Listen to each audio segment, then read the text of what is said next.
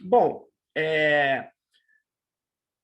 o Marcelo Baqueiro, que é o autor que escreveu o texto base da nossa aula, que trata da desconsolidação democrática, ele trabalha com a perspectiva da cultura política, obviamente que influencia as instituições, e as instituições também influenciam o modo de ver, o modo de pensar, durante a história das lutas, dos embates políticos, né?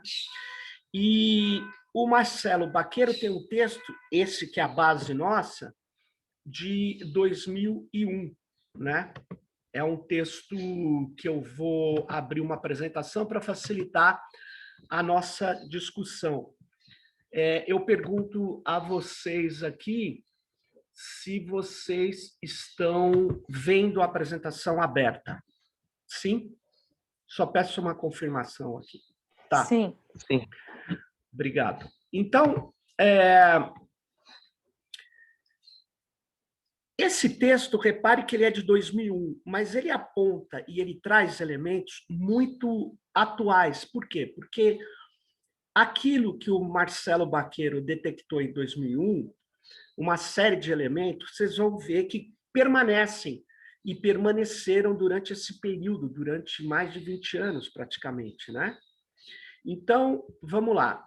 O que ele faz nesse texto? Ele, a partir dessa ideia de padrões, atitudes, de comportamentos que os brasileiros têm em relação à política, ele detecta uma grande desconfiança e um desencanto em relação às instituições políticas brasileiras, né? Seja o parlamento, seja os partidos.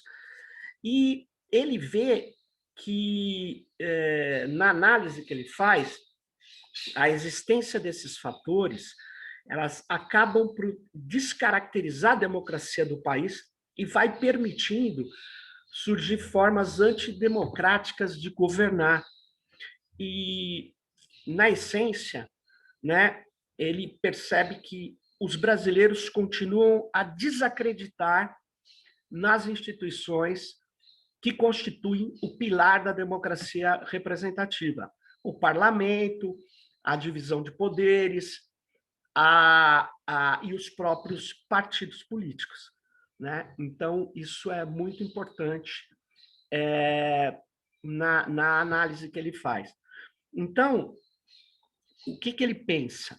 O Marcelo Baqueiro pensa que vai existindo uma adaptação das instituições democráticas a uma prática de uso de procedimentos antidemocráticos, que vão perverter a representação política e vão gerar mais dúvida e mais incerteza sobre a democracia.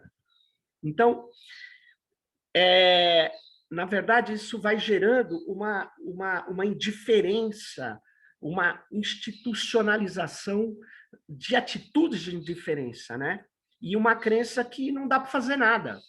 Então, aqui eu faço uma parte que ele não poderia ter escrito, porque ele não tem bola de cristal, mas veja que o Jair Bolsonaro, em 2018, ele se coloca contra esse sistema, essa descrença. Ele diz, olha, essas políticas, esses políticos, eles são o sistema e eles estão destruindo tudo e tal.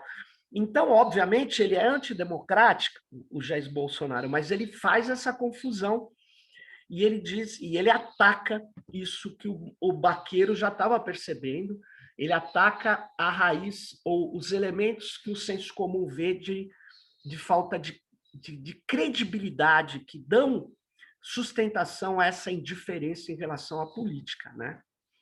E aí ele diz, uma perspectiva teórica que dominou o pensamento político brasileiro por muito tempo dizia respeito ao impacto dos fatores étnicos, culturais na formação da sociedade brasileira.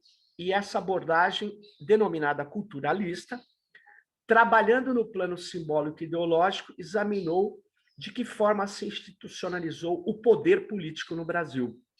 Então, dessa perspectiva, procurava encontrar as raízes do caráter nacional da nossa nação, do Brasil, né? E quem são os autores? Alguns a gente vai estudar na nossa disciplina trechos ou textos desses autores. Mas quem são principalmente os autores dessa vertente culturalista?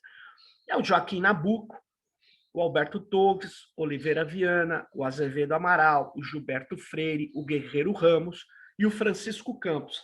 A maioria deles, obviamente, tem uma vertente bem conservadora. O fator preponderante dessa linha de análise é a influência do clientelismo, o personalismo e a incapacidade do povo na suposta também incapacidade da sociedade se mobilizar autonomamente para fiscalizar e mobilizar o processo político. E aqui eu faço novamente uma parte. As mobilizações de amplos setores sociais brasileiros em 2016, comandadas, capitaneadas pelos conservadores e reacionários, elas mostraram uma perspectiva de mobilização que não necessariamente contribui com a democracia.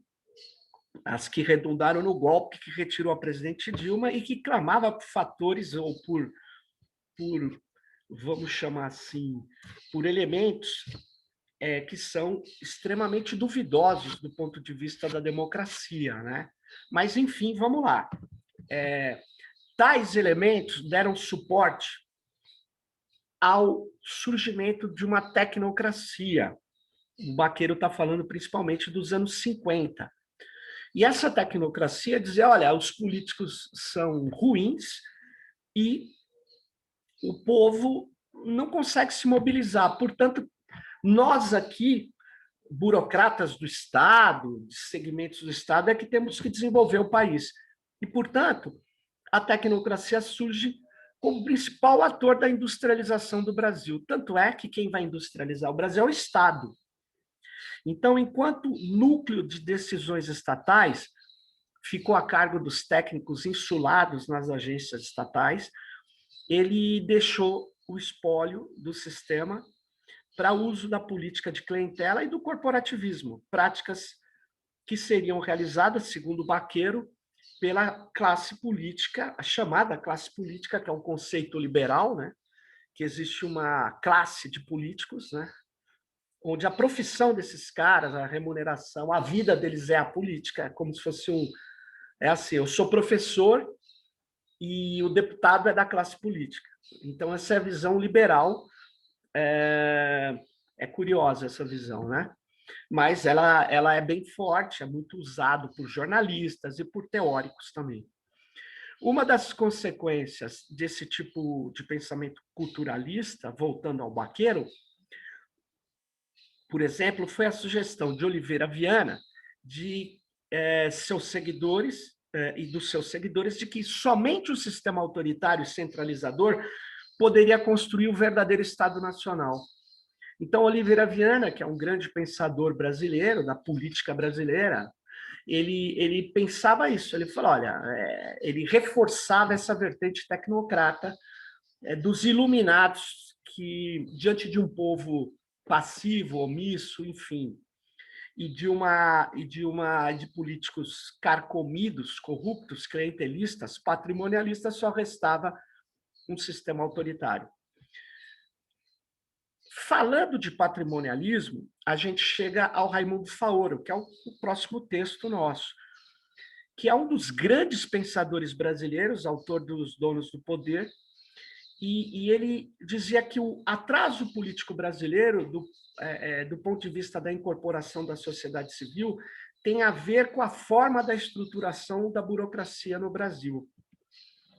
E ele via raízes desse momento lá também no tipo específico de construção do poder político que a coroa, que os colonizadores legaram, deixaram aqui no país, né? Mas se você pegar também o Sérgio Buarque de Holanda, você vai ver que também tem essa ideia, né? Que ele estabelece 4 elementos, segundo Baqueiro, que caracterizam a organização social brasileira.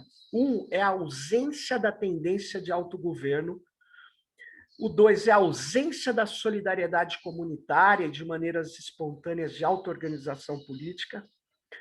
O terceiro são as virtudes inativas, ou seja, o ser social não reflete ativamente para transformar a realidade, mas procura sempre uma razão externa à sua existência, né? Então, ele não consegue ver possibilidades por aí, né, na existência.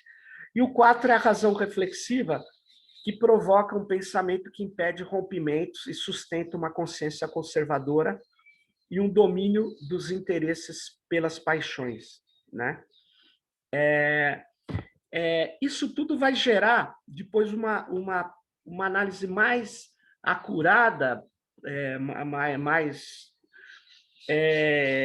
aprofundada do Sérgio Buarque de Holanda, que vai gerar a ideia do brasileiro que tem uma cultura muito tipicamente cordial, né? Mas que esconde um grau de violência. A gente vai ver esse texto, um fragmento dele, na nossa disciplina. Mas, na medida em que as relações afetivas ou familiares precederam a constituição do espaço público, né? Porque as capitanias hereditárias, as divisões das famílias, tudo isso foi construindo relações reais no país e depois que foi se organizando o sistema legal, o sistema político que não era baseado em famílias. Mas o poder público incorporou aí essa dimensão personalista em que o carisma onipotente, a dependência do homem comum, geraram para o Baqueiro uma atitude instrumental em relação à política, né? Nesse contexto, os pleitos eleitorais têm se caracterizado ao longo do tempo por apelos subjetivos, emocionais, personalistas e clientelistas. E diante desse cenário, caberia indagar que tipo de construção democrática está em andamento no Brasil, né? E aí que vem a perspectiva da desconsolidação democrática.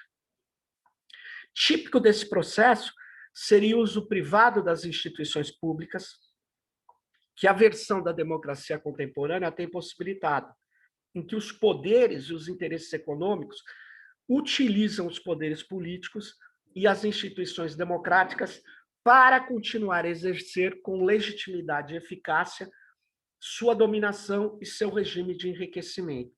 Então, aí você tem uma completa captura do sistema político pelo interesse econômico. Pensa-se que uma democracia se consolida meramente pela sua capacidade de sobreviver a atentados contra sua institucionalidade, diz o Baqueiro. Mas aí ele reforça a seguinte questão: o que constatamos no Brasil contemporâneo é que a democracia está se sustentando, mas suas instituições, longe de se consolidarem, estão cada vez mais submetidas aos interesses privados dos setores econômicos. E ele vê isso acontecer lá em 2001. E ele vê isso acontecer, e eu digo que isso efetivamente aconteceu. Mas isso, eu queria só fazer um parênteses. Não é um fenômeno só brasileiro, tá? Mas vamos lá. O déficit da representação política, a baixa participação popular, os partidos políticos frágeis, pragmáticos, pouco ideológicos, eles, na verdade, ajudam a consolidar um modelo político que tem permitido uma grande concentração de renda e legitimado o dogma neoliberal, né? Que o Estado deve servir às empresas. Esse é o dogma neoliberal. E nos últimos anos, a gente assiste uma reconversão da representação política que tem se orientado na defesa de interesses privados. Então, a consequência da grave crise de representação política que o país vive tem redundado numa situação paradoxal e que, por um lado, busca-se o fortalecimento das instituições via reformas políticas, enquanto, por outro lado, buscam-se ou resgatam-se lideranças políticas cujo carisma é sempre proporcional a sua capacidade de se impor às instituições, o que acaba deslegitimando-as ainda mais. Então, isso faz parte de um processo de desconsolidação também democrática, onde você não depende da estrutura, das regras, das instituições, mas depende de um líder, né? Então, a chamada durabilidade da democracia nesse contexto se dá às custas da perversão da legitimidade e da eficácia democráticas. Se a deslegitimação é grande, a ineficácia é maior, tendo em vista que os problemas do país cada vez mais são resolvidos não por meios democráticos, mas por medidas provisórias, loteamento de cargos, negociações espúrias, que, aliás, é o que, mais de 20 anos depois, nós estamos assistindo aqui, né, nesse governo, que dizia ser um governo antissistema, mas que faz as coisas só com medidas provisórias, que entregou cargos para o Centrão, que tem negociações inconfessáveis nos bastidores, que fez o que fez com a pandemia, com as vacinas, vocês devem estar acompanhando. Atualmente, por exemplo, fala-se muito da existência de um clientelismo de coalizão, ou como o Avritzer falava de clientelismo de coalizão, mas que depois passou a ser chamado presidencialismo de coalizão. O que é isso? O presidente da República usa recursos do Estado para entregar uma diretoria de uma estatal para um partido, uma diretoria financeira de um banco para outro partido. Agora, imagine, por que o partido quer aquilo? Não é só para nomear pessoas, é também para usar, né, aqueles recursos de maneira não republicana, no mínimo, né? Bom, e o neoliberalismo consegue, portanto, algo inédito, qual seja, sem destruir as instituições democráticas, submetê-las aos seus interesses e utilizá-las como instrumentos de dominação e enriquecimento ilícito. O paradoxo da democracia brasileira, para o Marcelo Baqueiro, parece ser o de quanto mais ela dura, mais é pervertida, graças ao processo de globalização que tem possibilitado aos órgãos internacionais repetirem reiteradamente que, sem legitimidade democrática, não há apoio para o desenvolvimento, colocando o país numa situação de dependência neocolonialista, segundo o pesquisador Casanova, e detectou isso em 1995, quando ele publica esse texto. Se a cultura política é vista, ao mesmo tempo, como causa e consequência do sistema político, isso é muito importante, causa e consequência do funcionamento do sistema político. Segundo Lamonnier, por exemplo, Bolívar Lamonnier, pode-se afirmar que a política de uma sociedade é o resultado de um padrão de orientações cognitivas, emocionais e valorativas, que, além de estáveis, tornam-se vivas e atuantes ao longo do tempo. Pois, a menos que grandes rupturas históricas forcem os grupos sociais a redefinir esses padrões, a cultura política continuará a reproduzir-se de acordo com as matrizes originais. Então, o Baqueiro disse que é preciso sacudir tudo e ter uma ruptura, porque senão você vai continuar reproduzindo esses padrões, mesmo que o presidente da República seja outro, mesmo que você mude a coligação política no poder. E romper com isso é um elemento, cria turbulências sociais muito grandes. Nesse sentido, o que importa destacar é que a cultura política ocupa um lugar central no cotidiano dos indivíduos, podendo servir tanto para regular a transmissão de valores políticos, quanto para legitimar o funcionamento das instituições políticas. Nos últimos governos neoliberais, cuja estratégia no campo político orienta-se para fragilizar o sistema de representação política. Ele está falando do Sarney e na verdade, do Collor e do Fernando Henrique Cardoso. Um dos exemplos disso seria o enfraquecimento da estrutura sindical, né? A própria instalação de uma economia de mercado, ao catalisar o desemprego estrutural e o surgimento de uma economia informal vulnerabiliza, desculpe-me, os setores ainda mais frágeis da sociedade. Os partidos, por sua vez, historicamente frágeis, segundo o Baqueiro, tornam-se mais deficientes como instituições de identidades coletivas e de economias de mercado. Aqui eu quero fazer um parênteses. Na minha opinião, é surpreendente a resiliência, a resistência de um partido como o PT. Queria falar que talvez de 2001 para cá a gente possa ver que partidos como o DEM, que quase desapareceram, mas que permaneceram como partido da elite, do capital financeiro, resistiram muito e que hoje são partidos grandes.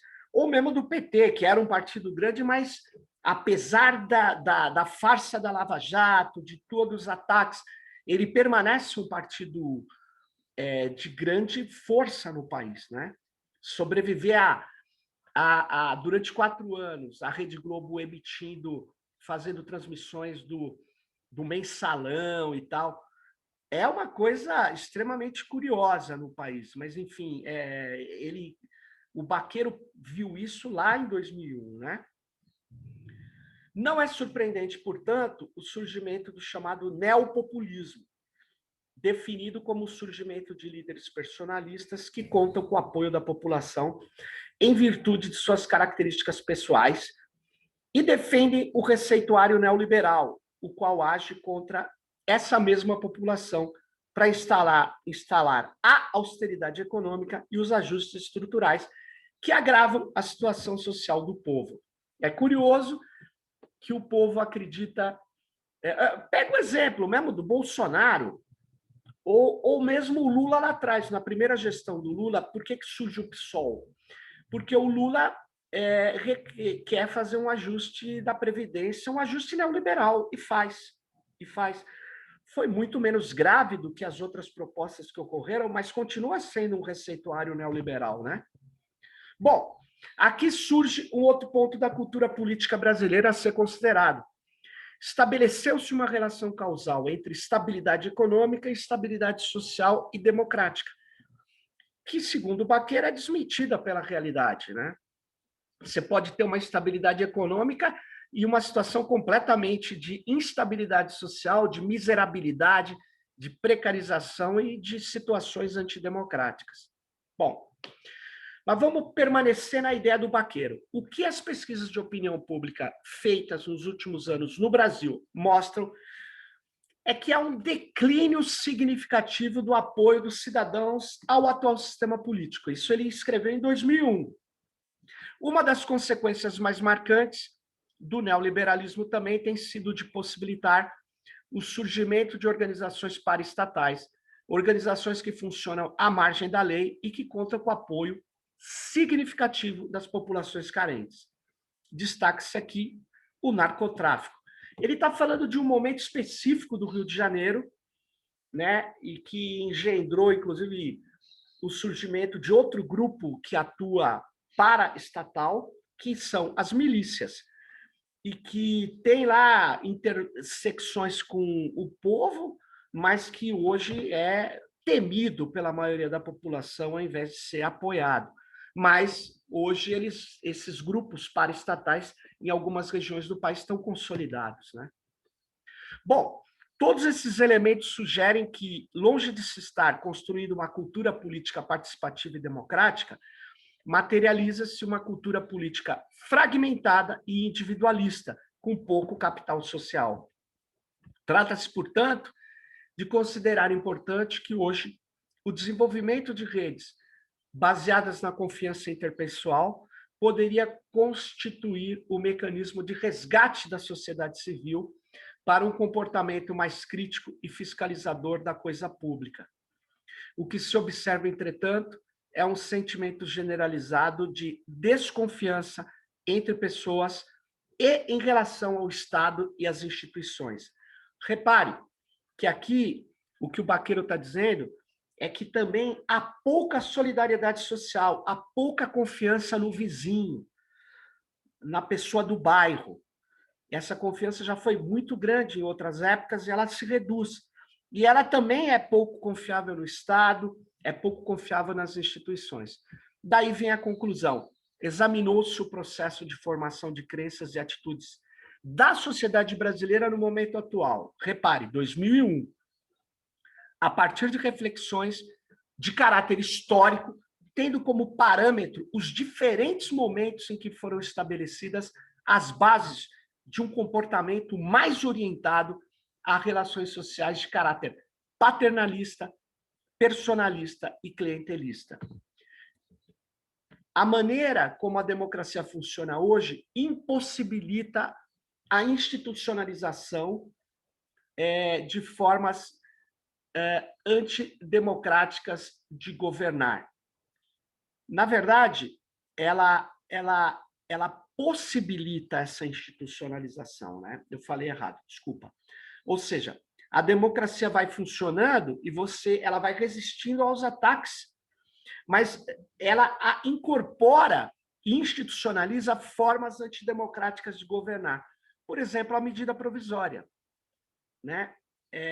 Você fala, mas qual o problema da medida provisória? A medida provisória é tipo um decreto-lei. O governo não pode governar sem uma lei aprovada no parlamento. Mas, para agilizar, você cria a figura de um decreto-lei com outro nome, que é uma medida provisória. Por que provisória? Porque o parlamento pode derrubá-la. Bom, e isso faz com que o presidencialismo seja forte e, ao mesmo tempo, tenha que negociar amplas maiorias no Congresso.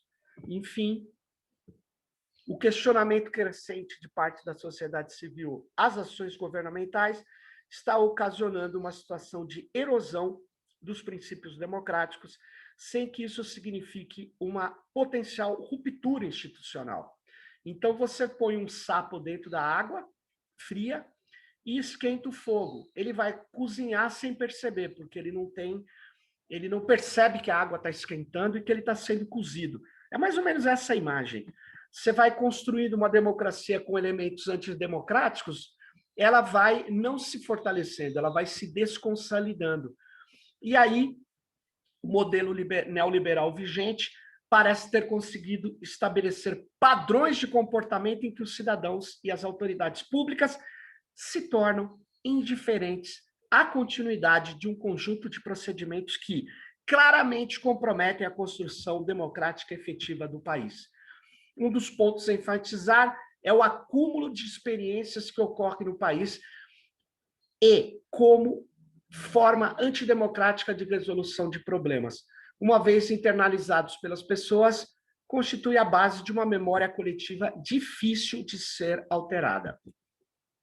Nessa dimensão, a ausência de capital social, fruto da falta de confiança interpessoal e da falta de confiança nas instituições, pode levar à manutenção de um sistema democrático permanentemente instável, permanentemente sob o risco de retrocessos, de golpes. E aí eu saio do texto do Baqueiro e mostro essa imagem. Eu pergunto a vocês sabem que imagem é essa? É uma imagem famosa na imprensa brasileira e na história política do Brasil.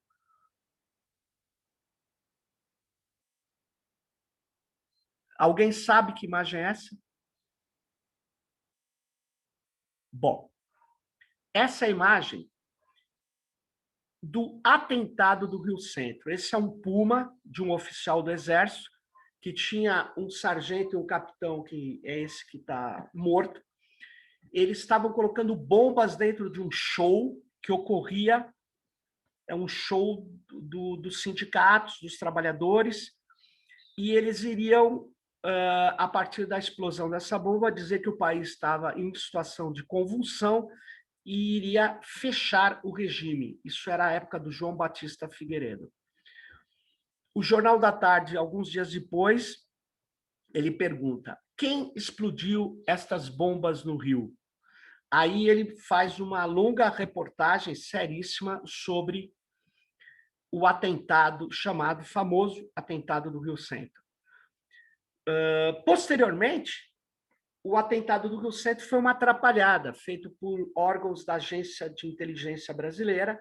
Os 2 militares eram do chamado Sistema de Inteligência Brasileiro, e essa bomba ia estourar dentro do Rio Centro e ia poder matar milhares de pessoas.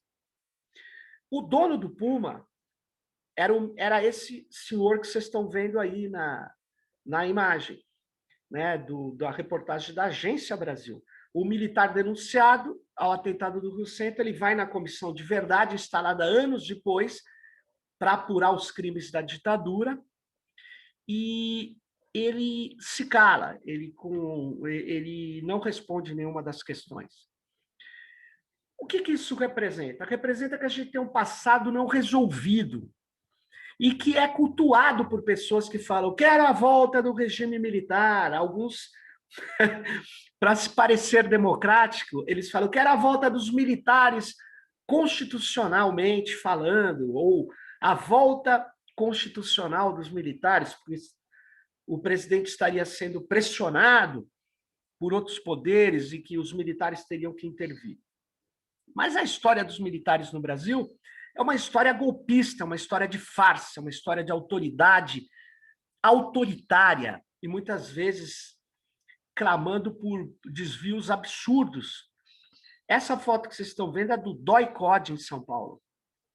Funciona até hoje aí uma delegacia e repartições estaduais. Aí era o local de tortura. A famosa Operação Bandeirantes, que era financiada por empresários e operacionalizada por policiais civis, militares e do Exército. Esse era o chefe do DOI-CODE. Então coronel Carlos Brilhante Ustra.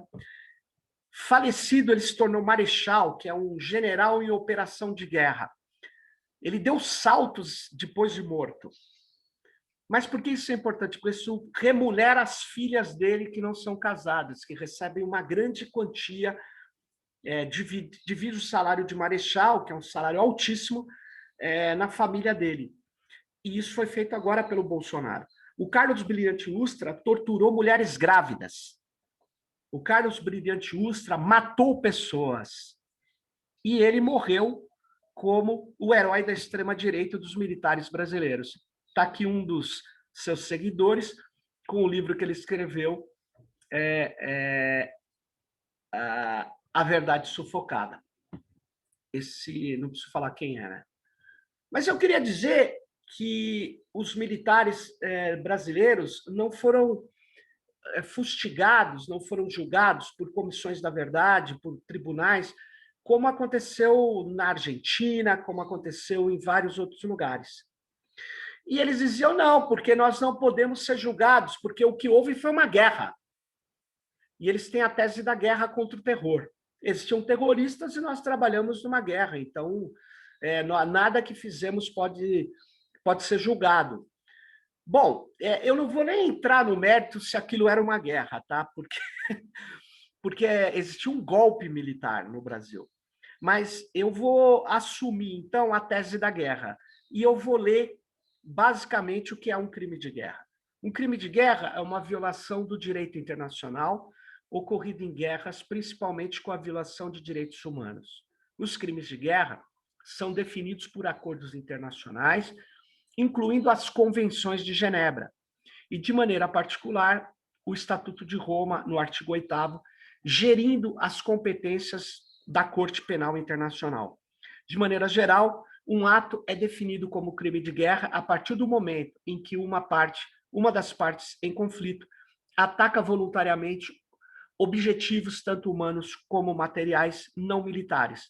Um objetivo não militar compreende civis, prisioneiros de guerra e feridos. Crimes contra a humanidade. Crime contra a humanidade é um termo do direito internacional que descreve atos que são deliberadamente cometidos como parte de um ataque generalizado ou sistemático contra qualquer população civil. O primeiro julgamento por crimes contra a humanidade foi o julgamento de Nuremberg, onde foram sentenciados os líderes da Alemanha nazista. Os crimes contra a humanidade não estão prescritos em qualquer convenção internacional, porém, atualmente, há esforços internacionais para estabelecer um tratado liderado pela Iniciativa de Crimes contra a Humanidade. A última versão da Convenção de Genebra, eu queria chamar a atenção de um dos itens que está aqui, né? Item 8º. Nas áreas de batalha, devem existir zonas demarcadas onde doentes e feridos possam ser transferidos e tratados.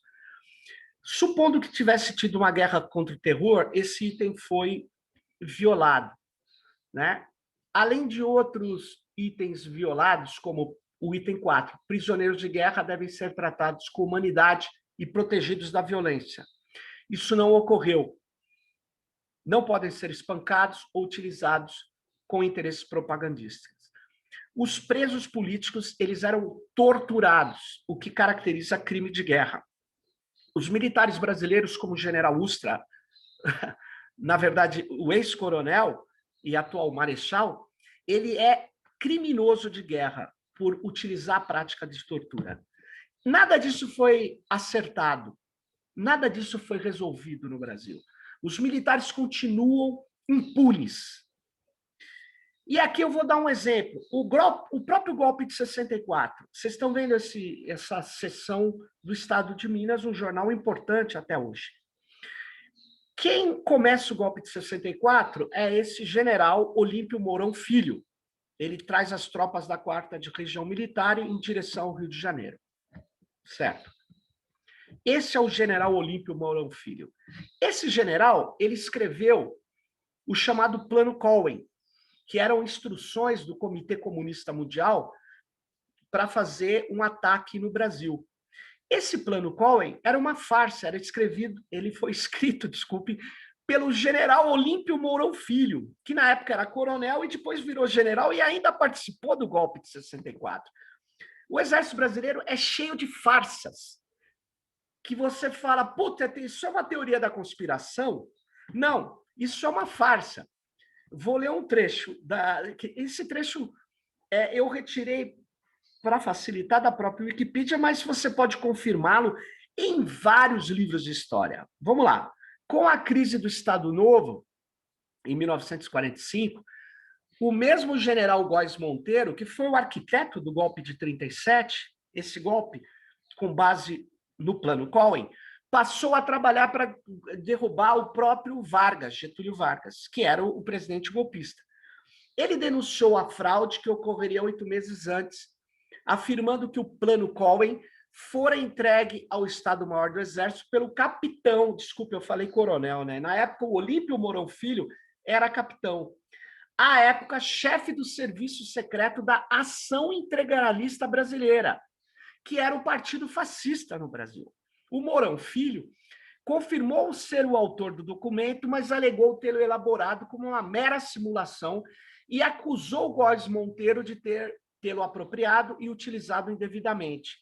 O Góes Monteiro, por sua vez, afirmou ter sabido da falsidade do documento desde o início, mas eximiu-se de qualquer culpa ao sugerir que outro membro do governo o havia levado a público e afirmado que era verídico.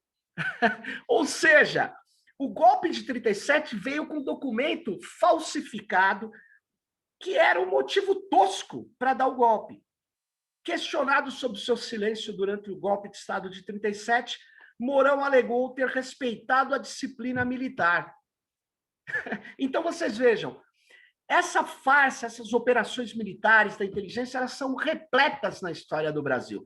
E a última delas é desse senhor, o ex-chefe do Exército Brasileiro, general Vilas Boas, e esse tweet, no dia 3 de abril de 2018, na véspera de um julgamento que foi um atentado à Constituição, o julgamento do STF, porque os juízes do STF julgaram o que o Exército queria, impedindo Lula de ter habeas corpus e ser candidato em 2018, o que gerou uma série de consequências.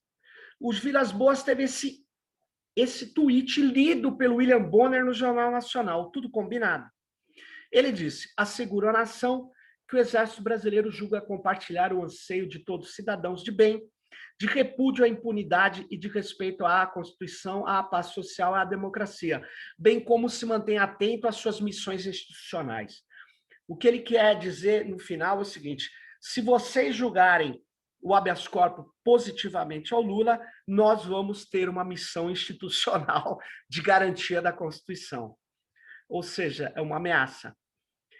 E essa ameaça foi bem providencial e gerou uma decisão completamente estapafúrdia do ponto de vista jurídico do STF.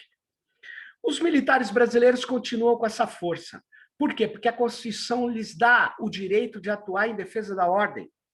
Militares deveriam só defender a nação de inimigos externos e não a ordem interna. Por quê? Porque eles são homens que são políticos com a opinião política respaldada por grupos armados. Aí não dá.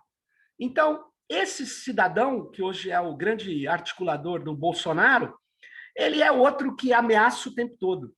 E ele é a frase, dele é a frase: se gritar pega ladrão, não fica um, meu irmão, sob o centrão, logo que ele entra no governo, dizendo que não precisava maioria parlamentar. Agora ele se cala e diz que o centrão é a sétima maravilha do mundo. Ou seja, os militares não têm uma coerência, eles têm um esquema de poder.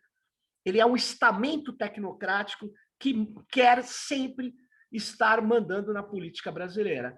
E aí eles encontraram um submarino. O submarino é esse. É o Jair Bolsonaro, e eles voltam ao poder. Nunca teve tantos militares ocupando o poder.